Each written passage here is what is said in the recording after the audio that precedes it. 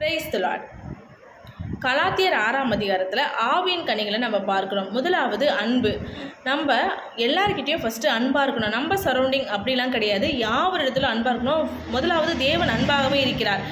கிறிஸ்தவர்கள் முக்கியமாக அன்பை எல்லாருக்கும் ரிஃப்ளெக்ட் பண்ணணும். அன்புன்றது ரொம்ப ரொம்ப முக்கியமான ஒரு பேஸ். அன்பு இல்லாமல் ஒன்றுமே கிடையாது. 1 கொரிந்தியர் 13ஆம் அதிகாரத்தில் நீங்கள் வாசிச்சிங்கன்னா அன்பை குறித்து ஃபுல் டீட்டெயிலாக அங்கே போட்டிருப்பாங்க. அடுத்தது சந்தோஷம். நம்ம எந்த சுச்சுவேஷன்லையும் சந்தோஷமாக கடந்து போகணும். அதுக்கப்புறமா சமாதானம். யாவர் இடத்துலையும் கூடுமான வரை யாவர் இடத்துல நம்ம சமாதானத்தோடு வாழணும். என்ன பிரச்சனைகள் சூழ்நிலை இருந்தாலும் சமாதானமாக நம்ம போயிடணும். நீடிய பொறுமை. நம்மளுக்கு முன்னாடி இருக்கிறவங்க என்ன பிரச்சனைகள் சண்டை போட்டாங்கன்னா நம்ம பொறுமையாக ஹேண்டில் பண்ணணும். நீடிய பொறுமையுள்ளவன் மகா புத்திமான் அப்படின்னு வேதத்தில் வாசிக்கிறோம். தயவு. எல்லாருக்கிட்டையும் நம்ம தயவு காட்டணும். நற்குணன்றது பார்த்திங்கன்னா நல்ல குணங்கள். என்னென்ன குணங்கள்னால் நம்ம ஃபஸ்ட்டு நம்ம வீட்டுக்கு யாரா வந்தாங்கன்னா நல்லா உபசரிக்கணும், நல்லா அவங்களை கனப்படுத்தணும். யாரா வந்தாலும் நம்மளை கனப்படுத்தணும், நல்லா ஹானரபிளாக அவங்கள நம்மளை ட்ரீட் பண்ணணும்.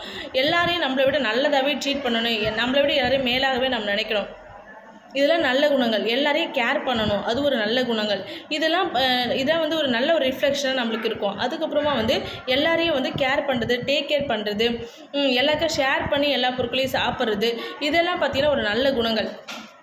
அதுக்கப்புறமா விசுவாசம். நம்ம ரொம்ப ஃபெய்த்தாக இருக்கணும். கிறிஸ்துவுக்குரியவர்கள் ரொம்ப ரொம்ப விசுவாசம். ஆண்டவர் நிச்சயமாக மாற்றுவார். நம்ம சூழ்நிலை எதுவாக இருந்தாலும் அதை ஆண்டவர் மாற்றுவார். நம்மளுக்கு என்ன தேவையாக இருந்தாலும் ஆண்டவர் சந்திப்பார். அப்படிப்பட்ட ஒரு விசுவாசம் நம்மளுக்கு இருக்கணும். அதுக்கப்புறமா சாந்தம். எல்லா சுச்சுவேஷன்லையும் சாந்தமாக இருக்கணும். மோசையானவன் பூமியில் உள்ள சகல மனிதர்களும் மிகுந்த சாந்த குணங்களோடு இருந்தாராம். அப்படி இருந்ததுனால்தான் அவரை நம்பி லட்சக்கணக்கான ஜனங்கள் ஆண்டவர் அவர் கையில் ஒப்பு கொடுத்தார்.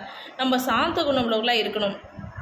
அதுக்கப்புறமா இச்சையடக்கன்றது வேதத்தில் பிறருக்குரிய யாதொன்றியும் இச்சையாதிருப்பாயாக என்று வாசிக்கிறோம். அடுத்தவங்க ப்ராப்பர்ட்டி, அடுத்தவங்களோட நிலம், அடுத்தவங்களோட எதையும் பார்த்து நம்ம இச்சிக்கக்கூடாது.